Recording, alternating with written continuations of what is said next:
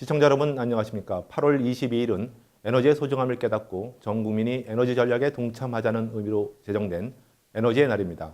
오늘은 제10회 에너지의 날을 맞아 에너지 문제를 친환경적으로 해결하는 방안에 대해 윤성규 환경부 장관님을 모시고 얘기를 나눠보도록 하겠습니다.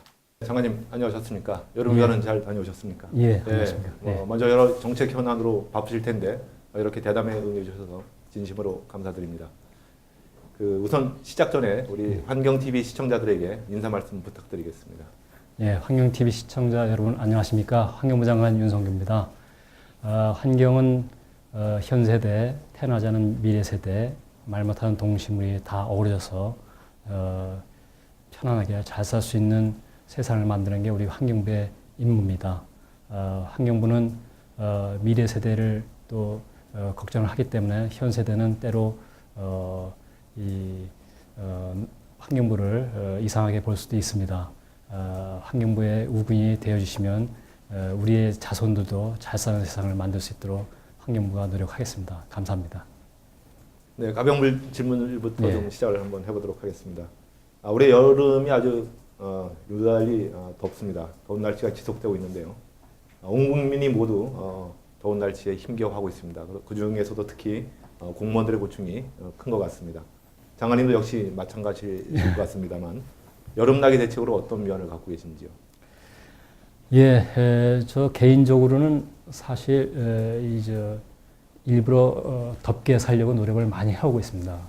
그래서 저는 한여름 때도 선풍기조차 틀지 않는데 그러다 보니까 금년 여름도 사실 저 개인한테는 그렇게 혹독한 여름은 아닙니다. 근데 이제 저희 가족들 보면 참 힘들어하기도 해요. 그런데 저는 아주 더울 때 오후 한 2시에서부터 한 6시 이때만 에어컨을 틀게 허용을 하고 그 외에는 일체 안 틉니다. 또 이열치라고 저는 또 산에 가서 땀을 한 번 흘리고 와서 샤워를 하고 나면 그 이후는 아주 시원하더라고요. 그래서 그런 방법으로 이열치열 방법을 좀 쓰고 있습니다. 그러시군요. 본론으로 좀 들어가도록 하겠습니다. 우리나라는 2020년까지 국가 온실가스 배출량을 30% 줄이겠다고 국제사회에 공언을 한 바가 있습니다. 하지만 2010년에 이미 2020년 배출 목표를 15%나 상회를 했습니다. 이런 상황에서 국제사회의 약속을 지키기 위한 방안이 무엇이 있을까요? 예, 여러 가지 방안이 있을 수 있는데 그 중에서 가장 우리가 들 수 있는 방안은 배출권 거래제입니다. 온실가스 목표 관리제도 있긴 있습니다. 그러나 배출권 거래제가 이제 가장 핵심적인 대책인데 2015년부터 3개년간을 퍼스트 라운드 배출권 거래제를 시행하게 됩니다. 초기에는 무상 할당하긴 하지만 그 할당량을 연차별로 줄여나가기 때문에 확실하게 줄일 수 있는 그런 대책이 되겠습니다. 지금 말씀 주신 대로 2015년부터 배출권 거래제가 이제 시행이 되면 온실가스 배출을 분명히 줄일 수 있을 것 같긴 합니다. 근데 말씀하신 대로 2017년까지 무상 할당한다고 하면 감축 효과에 대해서 일부에서는 정말 효과가 있겠느냐라는 우려도 제기를 하고 있습니다. 이에 대한 대책이 별도로 마련되어 있으신지요? 그 부분은 우선 2008, 9년도에 그 국제사회에 약속하기 위해서 준비 작업할 때는 우리가 기초가 없는 상태에서 작업을 이루어졌습니다. 그래서 한 4, 5년 지금 해왔기 때문에 그 전망치를 산출해내는 방법이라든가 이런 게 상당히 완성도가 높아졌죠. 그래서 금년 말까지 2020년 전망이 얼마나 나오는지 재산정 작업을 하고 있습니다. 그래서 그 작업을 하면 이제 그걸 기초로 2015년부터 배출권 거래제에 들어가게 되는데 국제사회에 약속한 것은 우리가 또 무역 대국이고 세계 8위의 무역 대국이고 또 GDP 측면에서도 한 10위의 대국이기 때문에 국제사회가 약속한 것은 지켜야 된다고 생각됩니다. 아마 거기에는 정부 부처도 다 뜻을 같이 할 것이고 예. 기업도 그거 신뢰를 잃는 경우에는 우리가 수출로 우리 네. 경제가 지탱이 되는데 예. 수출에도 또 여러 가지 장애가 올 수도 있습니다. 그래서 2015년부터 배출권 거래제 하는 데에는 총론에서 네. 다 동의할 거라고 생각됩니다. 예, 예. 다들 아시는 것처럼 그 화력발전소가 전력난 해소에는 이제 크게 기여를 하지만 한편으로는 그 온실가스 배출이라는 큰 문제를 안고 있는 것도 사실입니다. 네. 그래서 전력 문제에 대한 그 해법을 어떻게 풀어야 되는지 장관님께서는 어떤 생각을 갖고 계신지 궁금합니다. 예, 금년 2월에 직영부자 당시 지금은 산업자원통상부인데 제6차 전력수급 계획을 확정 발표한 적이 있습니다. 네. 그 내용에 하면 이제 매년 전력 소비량이 2.2% 늘어나게 되고 예. 최고 소비는 2.4% 늘어나는 것도 있습니다. 예. 그렇게 늘어나는 전력 수요를 거의 다 이 화력으로 화력 발전으로 이렇게 충당하는 것도 있고요. 네. 원전은 배제가 돼 있었습니다. 예. 원전의 경우에는 이제 온실가스를 줄이는 측면에서는 효과가 있습니다. 그러나 화력 발전소는 건설의 저항은 적지만 상대적으로 적지만 온실가스는 뭐 완전히 공장이 되는 거죠. 온실가스 예, 공장이 그렇죠. 되는 거죠. 네. 그래서 그렇게 전력 수급 계획대로 네. 화력 발전소에 들었으면 2020년대 우리가 예상하고 있던 배출량, 온실가스 네. 배출량은 늘어날 수밖에 될 것이고 그것을 이제 줄이는 노력은 그만큼 더 힘들어질 거라고 생각합니다. 그래서 이 제6차 전력 계획, 수급 계획하고 온실가스 감축 계획하고 네. 같이 정부가 추진을 해야 되는데 어디선가는 타협이 이루어질 것이고 그 타협점을 중심으로 화력 발전소도 건설이 될 것이고 예. 온실가스 감축 계획도 시행이 될 겁니다. 네, 네. 그 전력 문제 발생의 그 큰 원인 중에 하나가 사실은 기후 변화입니다. 그래서 그 우리나라 같은 경우도 점점 그 늘어나고 있는 폭염 일수가 그 불에다가 기름을 붓는 역할을 지금 하고 있습니다. 이렇게 우리나라가 무더워지는 원인이 무엇이고 또 정부나 국가가 또 국민이 이에 대처하기 위한 방법은 어떤 것들이 있을까요? 예, 이렇게 무더워지는 것은 뭐 우리 한반도의 고유 상황 때문에 그런 것은 아니고 이제 온실가스가 이 측정치로 보면 CO2 농도가 매년 1.8 ppm 내외 늘어나고 있습니다. 예. 그래서 그 국제 표준 관측소인 하와이 마우나로아의 그 4,000m 고지에 있는 측정소에서 지난 5월 8일 날인가요? 네네. 드디어 400ppm을 초과했습니다. 말하자면 지구 차원의 온난화는 이제 뭐 이론의 여지가 거의 없는 것으로 보입니다. 네. 또 그것의 큰 원인은 그렇게 매년 1.8 ppm 내외씩 늘어나고 있는 CO2로 인한 것이다라고 하는 거에 대해서도 뭐 과학자들은 다 의견 일치가 있는 것 같습니다. 예. 그래서 더워지긴 하는데 이제 한반도는 또 왜 더 유난하냐? 우리는 땅이 좁은데 도시화 산업화가 아주 고도로 진전이 되어 있습니다. 이런 산업화된 지역, 도시화된 지역에서는 열섬 효과라는 게 있습니다.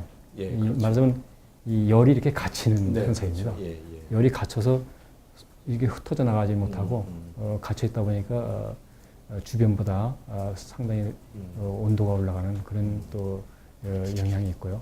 금년의 경우에는 북태평양 고기압이 아주 맹인을 떨쳐오면서 이게 그 세력을 견고하게 오랫동안 유지하다 보니까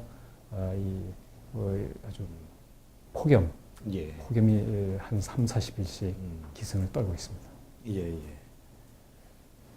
그 친환경적인 에너지의 대안으로 사실 신재생 에너지를 빼놓을 수가 없습니다. 예. 그 외국 같은 경우에는 그 그 신재생 에너지를 환경부에서 전담하는 나라도 제가 여러 있는 걸로 그렇게 알고 있습니다. 앞으로 환경부는 우리나라의 그 신재생 에너지 분야에 있어서 어떤 역할을 해나갈 계획이십니까? 예, 재생에너지라고 하는 것은 결국 태양에너지입니다. 네. 태양이 존재하는 한 우리가 얻을 수 있는 에너지가 이 재생에너지입니다. 예. 그래서 우리 같이 에너지가 거의 없는, 예. 있다고 해야 석탄 일부, 그다음에 이제 포항 앞바다에서 소량 생산되는 천연가스 정도가 우리나라에서 나오는 화석 연료의 전부입니다.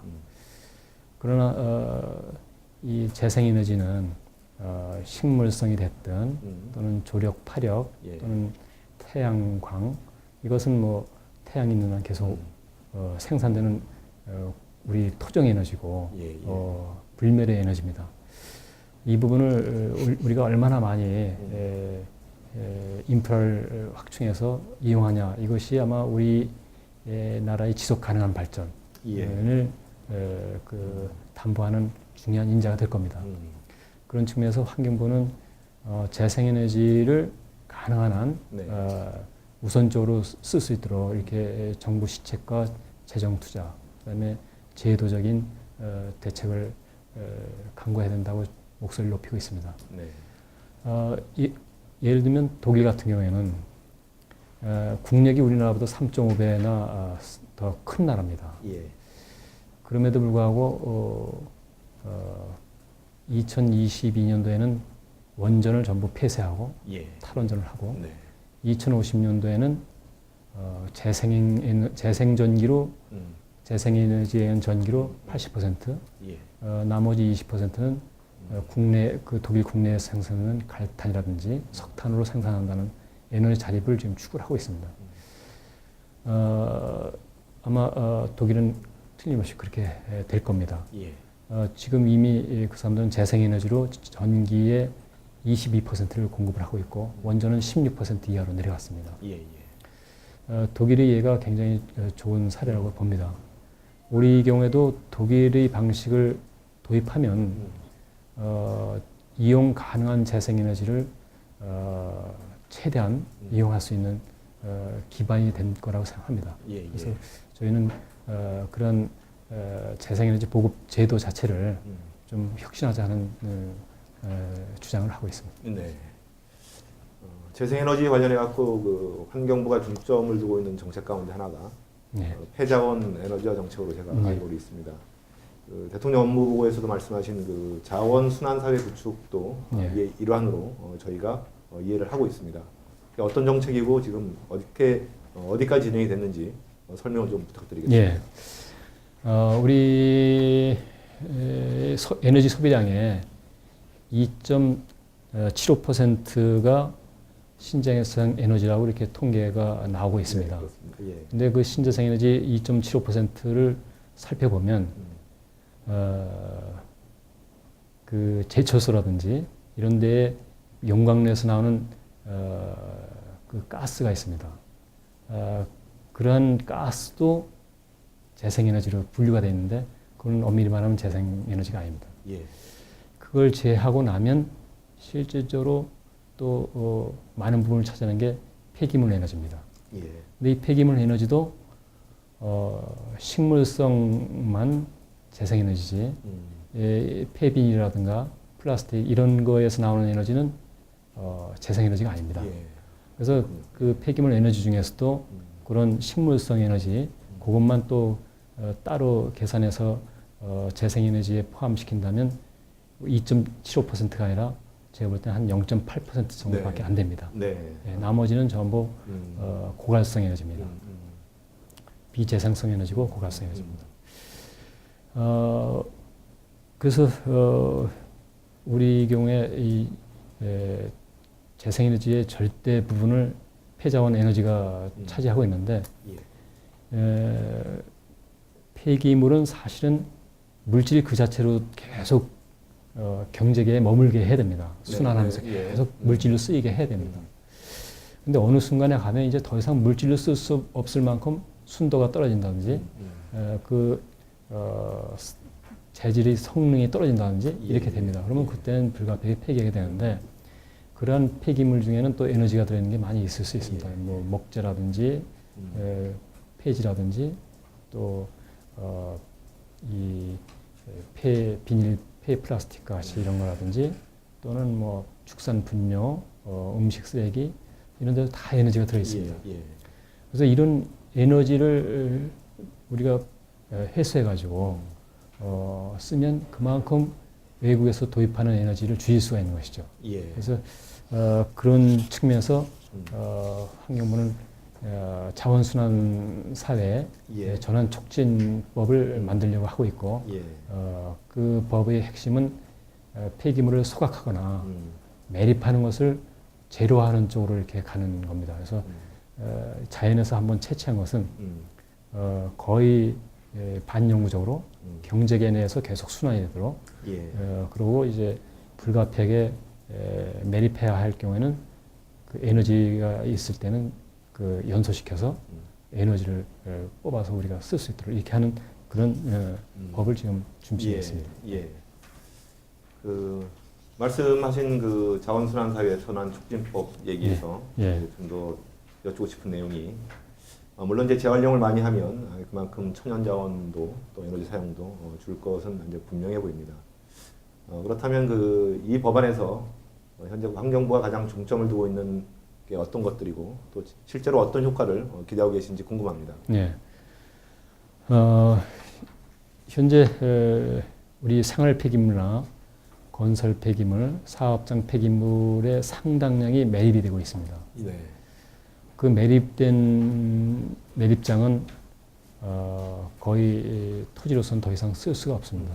예를 들면 건물을 짓거나 이렇게 할 수가 없습니다. 버려진 땅이 되는 것이죠. 또 그렇게 묻혀진 폐기물에서는 이게 분해가 되면서 폐수가 나오고 그 오염된 폐수가 지하수나 토양을 오염시킵니다. 그래서 이것은 현 세대가 그냥 후세대한테 책임을 미루는 겁니다. 예. 또 땅도 못 쓰게 만든 겁니다. 그래서 이 자원순환 사회로 전환하면 그 매립량이 최소화되거나 제로화되고 또 매립되는 경우에도 무기물화된 것만 매립이 되기 때문에 그런 이제 책임의 전가 현상이 안 생깁니다. 그래서 아마 매립률이 2020년쯤 가면 한 3% 정도까지로 떨어질 것으로 보입니다. 또 그러한 과정에서 연간 한 1,000만 톤 정도 폐기물이 재활용이 더 촉진이 될 것이고 재활용 시장은 그렇게 되면 한 연간 1조 7천억 원 상당의 재활용 시장이 열리면서 일자리도 한 3만 개 정도 일자리가 새로 생길 겁니다. 따라서 이것은 여러 가지 긍정적인 효과가 있는 아주 일석다조의 효과가 있는 그런 좋은 제도고 이것은 이미 독일이라든가 스웨덴이라든가 스위스 이런 사회에서는 거의 완성된 단계를 진입하고 있습니다. 우리도, 우리도 빠른 시일 내에 따라잡아야 된다고 생각합니다. 장관님. 짧은 시간이었지만 아주 에너지 현안에 대해서 집약적으로 얘기를 나눌 수 있었던 시간인 것 같습니다. 끝으로 우리 국민 여러분께 혹시 당부하고 싶은 말씀 있으면 말씀 부탁드리겠습니다. 우리가 5천만 명의 인구를 갖고 있습니다. 독일은 8,200만 명 됩니다. 우리보다 인구가 1.6배, 경제 규모는 3.5배입니다. 그런데 전기는 독일이 우리보다 15%밖에 더 안 씁니다. 금년 여름 전력난 때문에 우리 국민 고생 참 많이 하셨습니다. 그러나 우리가 주변에서 보면 전력을 줄일 수 있는 여건이 많이 있습니다.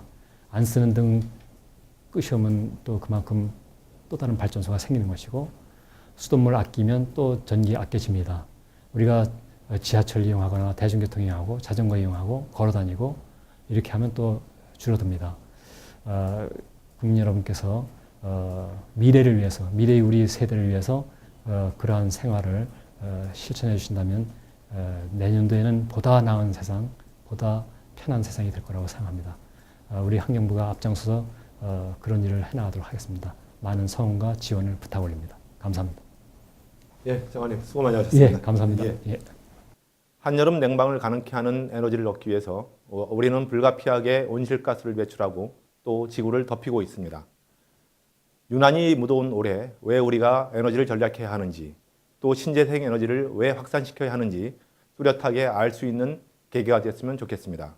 이상으로 특별대담을 모두 마치도록 하겠습니다. 시청자 여러분 고맙습니다.